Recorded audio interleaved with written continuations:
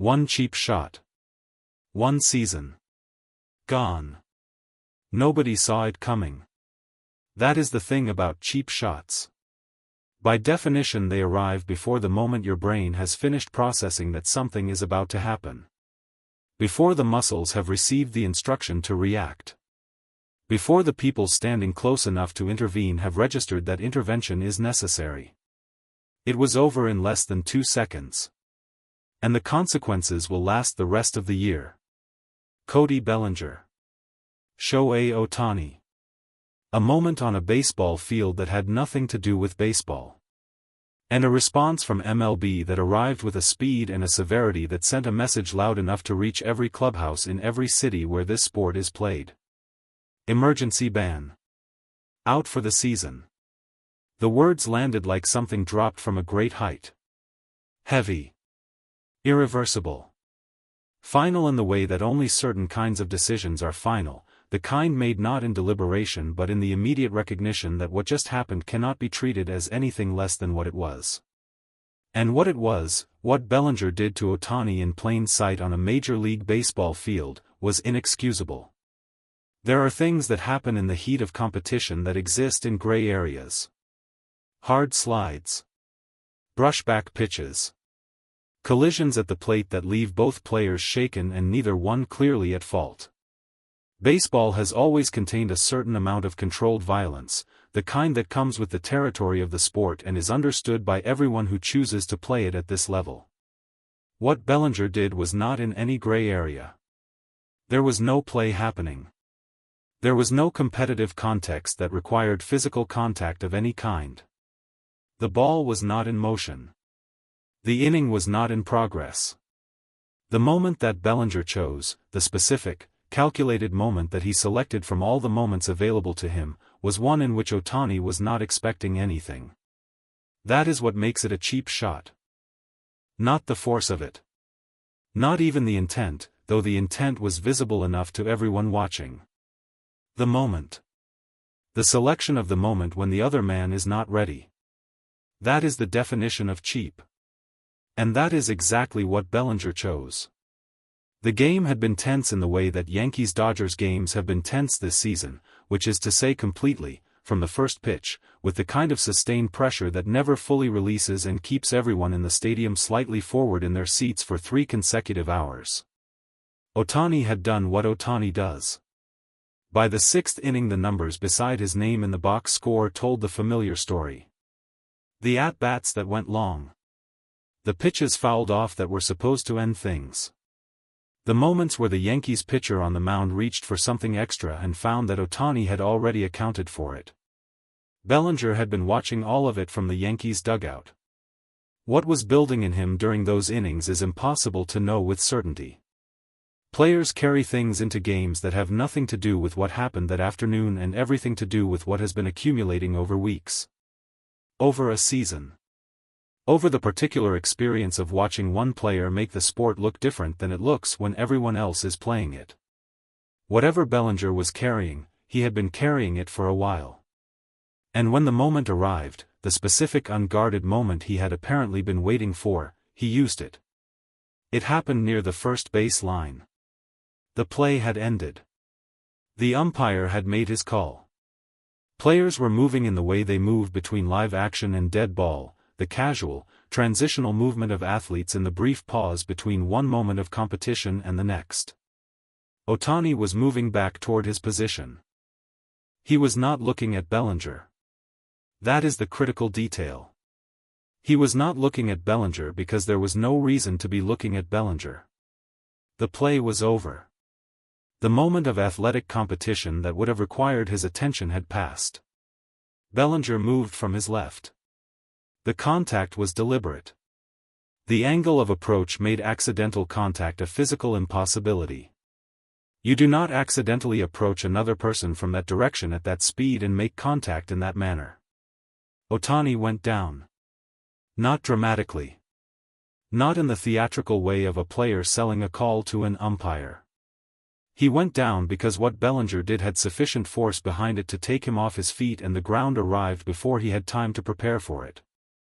The stadium made a sound that had no clean name. The umpires converged in the way umpires converge when something has happened that falls outside the boundaries of what the rulebook was primarily designed to address. Because the rulebook is written for baseball. For the things that happen during competition.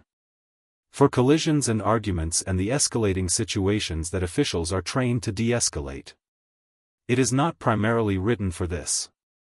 For a player choosing a moment of vulnerability and filling it with deliberate physical harm directed at another player who was not involved in any competitive action at the time. The crew chief had seen it clearly. His positioning had given him the sight line that the moment required. He had seen the approach. He had seen the contact. He had seen Ohtani on the ground. He didn't reach for the standard response. He reached for something bigger. Bellinger was ejected before he had finished processing what the next few minutes of his life were going to look like. The Dodgers dugout responded with the controlled urgency of a team that has learned not to let emotion make decisions for them but whose emotion in this moment was not entirely controllable. Freeman was the first one to Ohtani. Of course he was. He crossed the ground between the dugout and the first base line with the specific speed of a man who has assessed the situation and decided that his presence at the center of it is non-negotiable. He reached Ohtani before the crowd of bodies that followed him had finished forming. He put his hand on Ohtani's shoulder. He said something. Whatever it was lasted only a few seconds. Ohtani nodded. He accepted the assistance offered by the hands reaching down toward him. He stood up slowly, not the slow of serious injury but the slow of a man taking inventory before committing to his next movement. He was upright. The stadium released something it had been holding. But the anger in the building did not release with it. If anything, it intensified, the particular kind of crowd anger that comes from relief arriving immediately alongside outrage, the two emotions occupying the same chest at the same moment. Bellinger's walk off the field was not short enough. That is the honest description of what 40,000 people communicated in real time as he moved from the first base line toward the visitors' dugout. The sound that followed him was not the standard baseball crowd displeasure of booing a player for a strikeout or a bad defensive play. It was something with more weight behind it. The sound of a stadium that has just watched something happen to someone they came to see, someone they regard not merely as an athlete but as something closer to a standard for what this sport can be at its highest, and has formed an immediate and unanimous verdict about the person responsible. Bellinger reached the dugout steps. He disappeared into the tunnel. The sound continued for longer than he was visible. MLB's response arrived before the night was over. That was the first signal that this was being treated differently. League disciplinary actions typically move through a process. Statements are prepared. Reviews are conducted. The machinery of the organization produces its response on a timeline that prioritizes correctness over speed. This did not move on that timeline. The statement came through official channels with the kind of directness that the league reserves for moments it wants to be clearly understood. Emergency ban. Effective immediately. Remainder of the season.